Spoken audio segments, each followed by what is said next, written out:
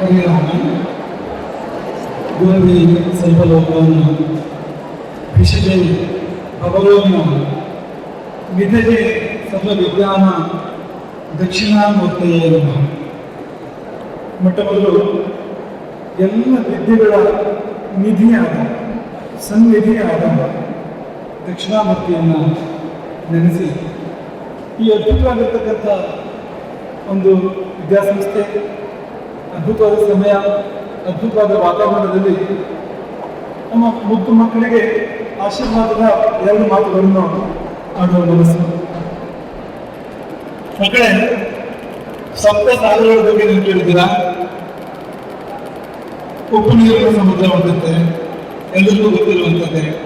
ಹಾಲಿನ ಸಮುದ್ರ ಹೊಂದುತ್ತೆ, ಶ್ರೀಮಂತ ನಾರಾಯಣ ಆಗ್ತಾನೆ. ಮೊಸರಿನ ಸಮುದ್ರ, ಕಬ್ಬಿನ ನಾರಿನ ಸಮುದ್ರ, ಜೇನಿನ ಸಮುದ್ರ, ಹೀಗೆ 7 ಸಮುದ್ರಗಳ ಬಗ್ಗೆ ನಮ್ಮ ಪುರಾಣಗಳು ವರ್ಣನೆ ಮಾಡ್ತಾರೆ.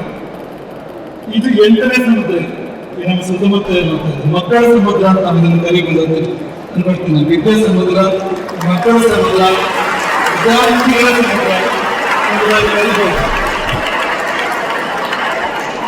ಈ ವೇದಿಕೆಯಲ್ಲಿ ಯಾವ ಕುಳಿತುಕೊಂಡ್ರು ಕೂಡ ಅವ್ರಿಗೆ ತಮ್ಮ ಜೀವಮಾನದಲ್ಲಿ ಬರಲಿಕ್ಕಿಲ್ಲ. ಆ ದೃಶ್ಯವನ್ನು ಸುತ್ತ ಎತ್ತೆತ್ತಲು ಮಕ್ಕಳು ಮಕ್ಕಳು ಮಕ್ಕಳು ವಿದ್ಯಾರ್ಥಿಗಳು ಈ ರಾಶಿ ಇದೆಯಲ್ಲ, ಇಡೀ ಜೀವನ ನಿಂತಿರ್ತಕ್ಕಂಥ ಒಂದು ಚಿತ್ರ ಇದು ಎಂಬುದಾಗಿ ನಾವು ಭಾವಿಸುವಂಥದ್ದು.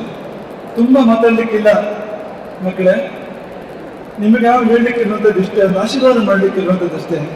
ಆಶೀರ್ವಾದ ಏನು ಮಾಡೋದಂದ್ರೆ, ಒಂದು ನಿಮಗೆಲ್ಲ ಓದುವ ಮನಸ್ಸು ಬರಲಿ, 2 ಓದಿದ್ದು ನಿಮ್ಗೆ ಅರ್ಥ ಆಗಲಿ, 3 ಅರ್ಥ ಆಗಿದ್ದು ಮರೆತು ಹೋಗದೇ ಇರಲಿ, 4 ಬಹಳ ಮುಖ್ಯವಾದ್ದು ಪರೀಕ್ಷೆ ಸಮಯದಲ್ಲಿ ನೆನಪಿಗೆ ಬರಲಿ. ಅದು ಮರೆತು ಹೋಗದೆ ಉಳ್ಕೊಂಡಿರ್ತಕ್ಕಂಥದ್ದು ಬೇಕಾದ ಸಮಯದಲ್ಲಿ ಯಾವಾಗ ನಿಜವಾಗಿ ಅಗತ್ಯ ಇದೆಯೋ ಆ ಸಮಯದಲ್ಲಿ ನೆನಪಿಗೆ ಬಂದರೆ ಬೇರೆ ಇನ್ನೇನು ಬೇಕು.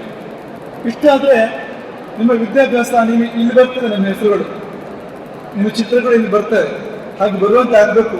ನಿಮ್ಮ ಆಶೀರ್ವಾದ ಏನಂದ್ರೆ, ಇಲ್ಲಿ ವ್ಯವಸ್ಥಾಪಕ ಮಂಡಳಿಗೆ ದೊಡ್ಡ ಕಷ್ಟ ಬರಬೇಕು. ಎಂತ ಕಷ್ಟ ಬರಬೇಕು ಅಂದ್ರೆ, ಯಾರು ಚಿತ್ರ ಹಾಕೋದಿಲ್ಲ, ಯಾರು ಚಿತ್ರ ಹಾಕೋದು, ಅಷ್ಟು ದೊಡ್ಡ ಸಾಧನೆ ಇಲ್ಲಿ ನಡಿಬೇಕು ಅಂತ ಅಪೇಕ್ಷೆ ಪಡ್ತಾರೆ. ಆದರೆ ಕೇವಲ ವಿದ್ಯಾಭ್ಯಾಸದಲ್ಲಿ ಪ್ರಗತಿ ಸಾಧನೆ ಮಾಡಿದ್ರೆ ಸಾಲದು, ನಾವು ಒಳ್ಳೆ ಓದಿದ್ರೆ ಸಾಲದು, ಒಳ್ಳೆಯವನಾಗಬೇಕು. ಆ ಒಳ್ಳೆಯವರಾಗಬೇಕು ಅಂದ್ರೆ ತುಂಬಾ ಮುಖ್ಯ. ನಮ್ಮ ಸುತ್ತಮುತ್ತಲಿಗೆ ಒಳ್ಳೇದು ಮಾಡಬೇಕು. ನಾವು ಸಮಾಜ ನಮ್ಮನ್ನು ನಿಧಿ ಅಂತ ಭಾವಿಸ್ಬೇಕು, ಆಸ್ತಿ ಅಂತ ಭಾವಿಸ್ಬೇಕು, ಆ ರೀತಿಯಲ್ಲಿ ನಾವು ಬದುಕಬೇಕು. ಹಾಗಾಗಿ ರಾವಣ ಕೂಡ ತುಂಬ ದೊಡ್ಡ ವಿದ್ಯಾವಂತ. ಆದರೆ ರಾವಣ ಏನು ಮಾಡಿದ ಅಂತ ನಿಮಗೆಲ್ಲ ಗೊತ್ತೇ ಇದೆ.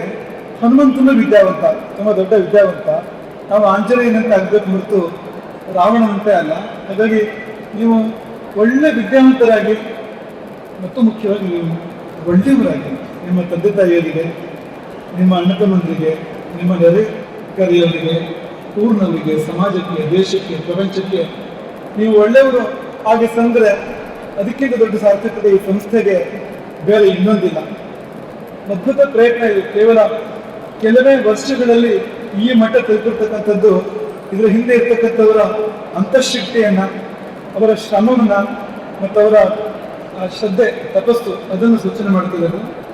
ತುಂಬ ಸಂತೋಷ ಆಯಿತು. ಇನ್ನೊಮ್ಮೆ ನಾವು ಈಗಾಗಲೇ ಹೇಳಿದರೆ ಹೆಚ್ಚು ಸಮಯ ಇರುವಂತೆ ಮಕ್ಕಳೊಂದಿಗೆ ಮತ್ತು ಹಿರಿಯರೊಂದಿಗೆ ಹೆಚ್ಚು ಸಮಯ ಕಳೆಯುವಂತೆ ಇನ್ನೊಮ್ಮೆ ಬರ್ತೇವೆ. ನಿಮಗೆಲ್ಲ ಒಳ್ಳೆಯದಾಗಲಿ ಮಕ್ಕಳೇ. ಮತ್ತೊಮ್ಮೆ ಆಶೀರ್ವಾದ ನೆನ್ಪಿಟ್ಕೊಳ್ಳಿ.